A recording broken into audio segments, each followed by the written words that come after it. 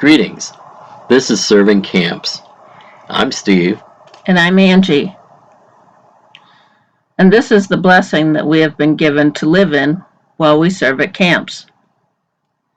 We've been serving camps now for many years and want to share with you our experiences along the way. So you're probably wondering why we decided to do this channel. We have three main objectives. We want to help others who want to serve at camps figure out how to do that. We also want to connect our volunteers to camps and camps to volunteers so that the camps can grow their volunteer base. And then we also want to share our experiences over these past few years, both positive and negative, to give you a glimpse of what it's really like to serve at camps. Steve, can you tell us what the difference is between a camp and a campground? A camp, to us, is an organization that hosts events for people to attend to learn more about something. Generally, some examples are equestrian camps, which deal with horses, sports camps, music camps, where they enter the field that is there, as far as the music or the sport. But there's also faith-based camps, that are out there that are faith-orientated. Usually they're all-inclusive. That means that they provide the lodging, which the meals, the activities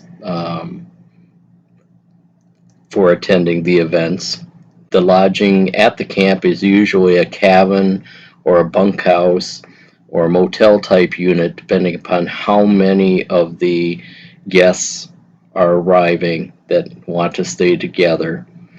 Meals are served in a community atmosphere like a dining hall.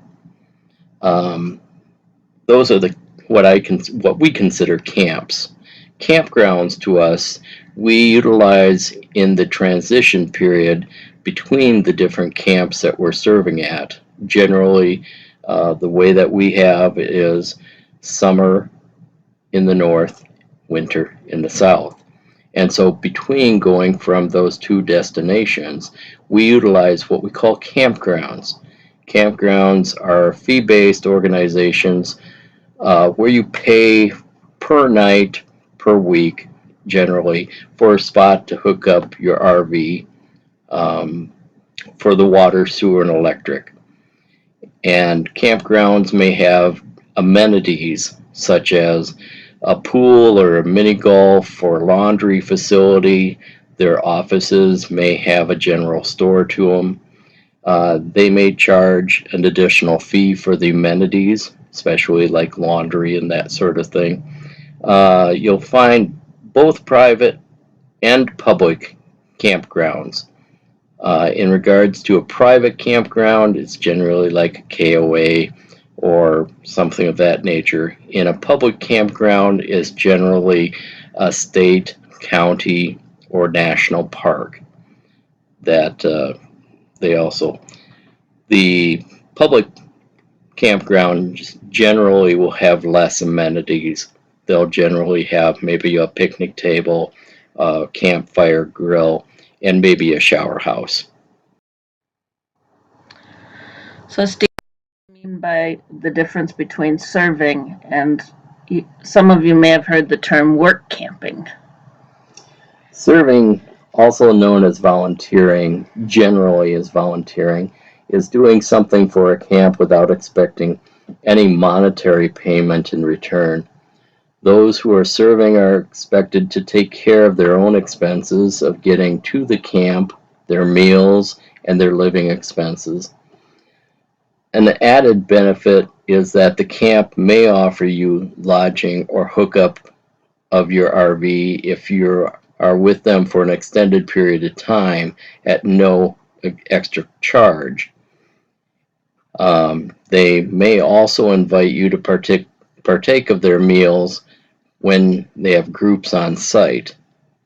such as some of the camps that we've been at.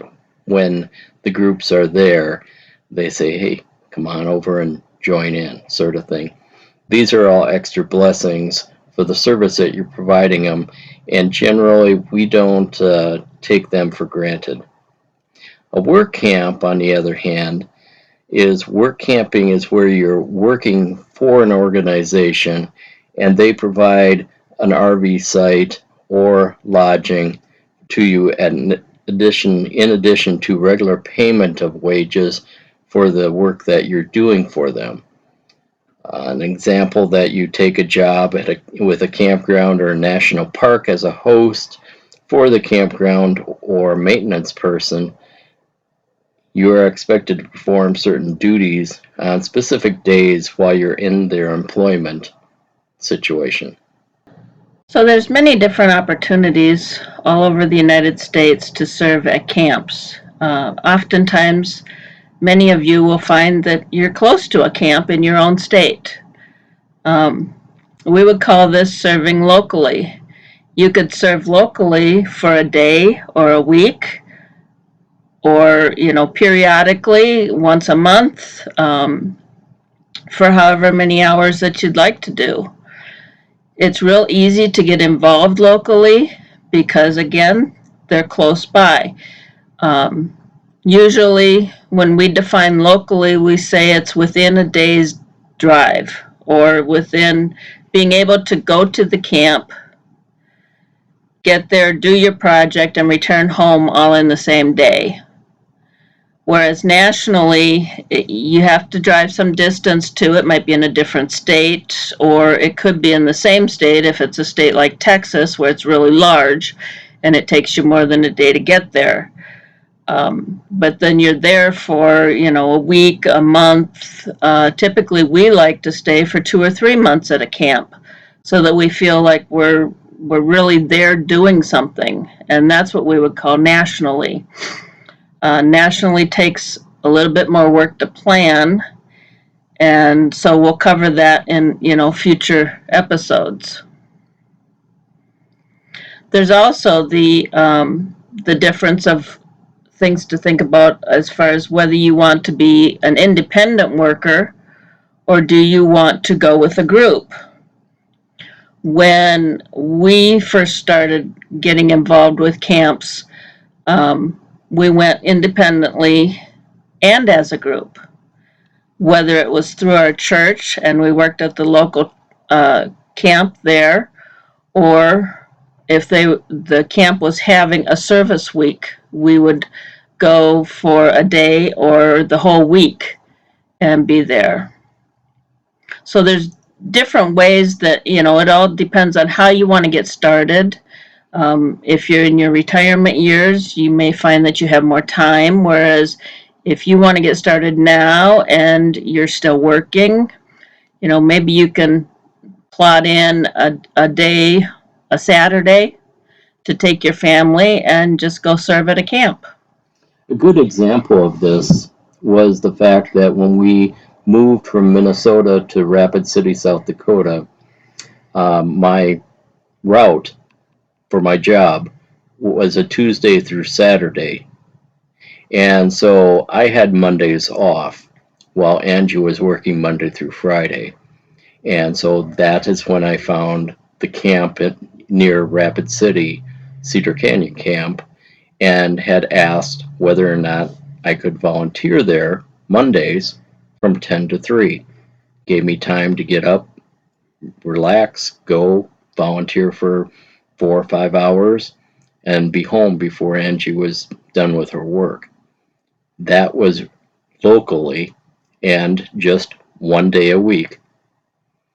And it kind of helped evolve into what we're doing now by giving us an example of what was happening. That also is what we would consider part-time.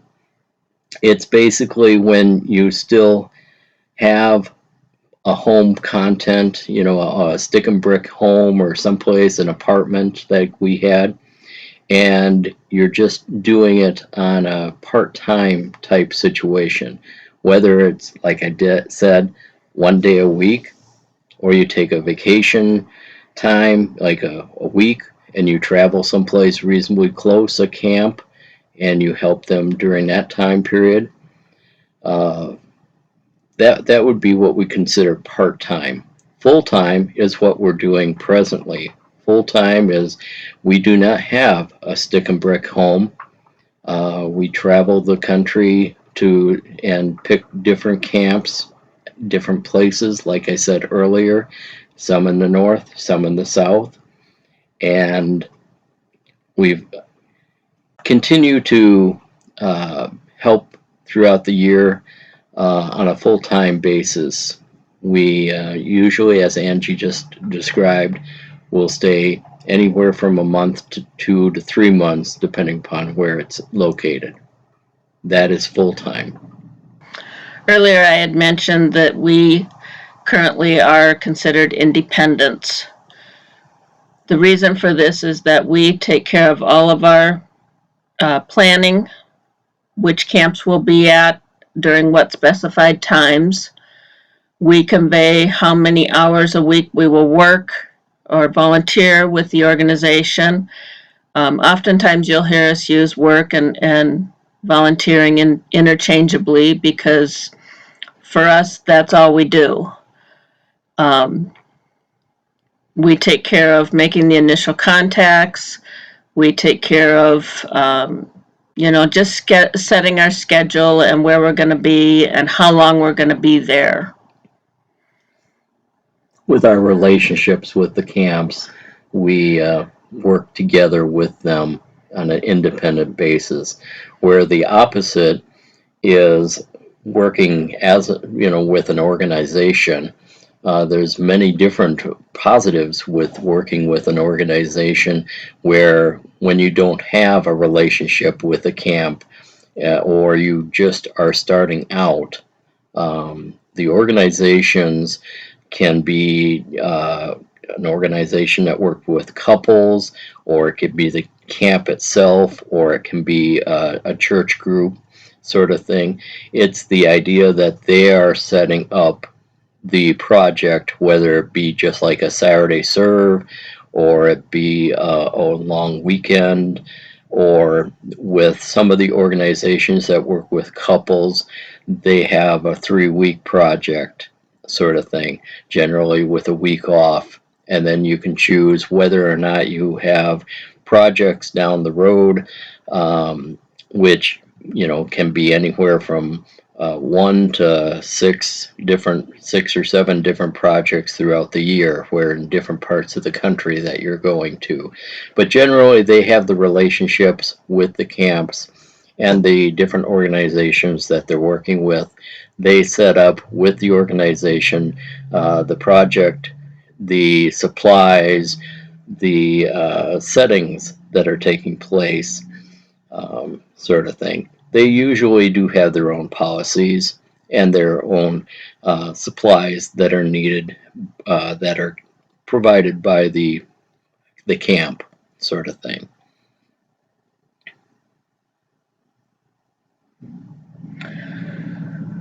So, in sharing some of our realities of our lifestyle in future episodes, you will see positives and negatives to this lifestyle, things that we get to do because we're traveling. What we think is a positive, somebody may think is a negative. For example, there is a lot of travel throughout the year. We decide when we're moving and how long it's going to take us to get there. We live in a small home, our RV, because we are full-time, but you don't have to be full-time, and you don't have to live in an RV to serve at a camp. This works for anybody who wants to and has the desire to help out a camp. Camps need volunteers, and their projects usually are not that hard. Some are construction related, some may require a special skill like an electrician or a plumber. But when we started out, I was still working and I had a full-time job, which I did out of the camp out of the RV, and Steve just went to the camp and said, I can be a second and third hand. I'm not licensed in anything, because his background was a FedEx courier. It's also a great way to get your family involved in helping at the camps, because with like a Saturday serve or a week-long, some families do week-long vacations where they go in and serve 1 or 2 days a week, and then the rest of it is vacation time. They serve as a family, and there's lots of things that kids can do too. So it's very inclusive.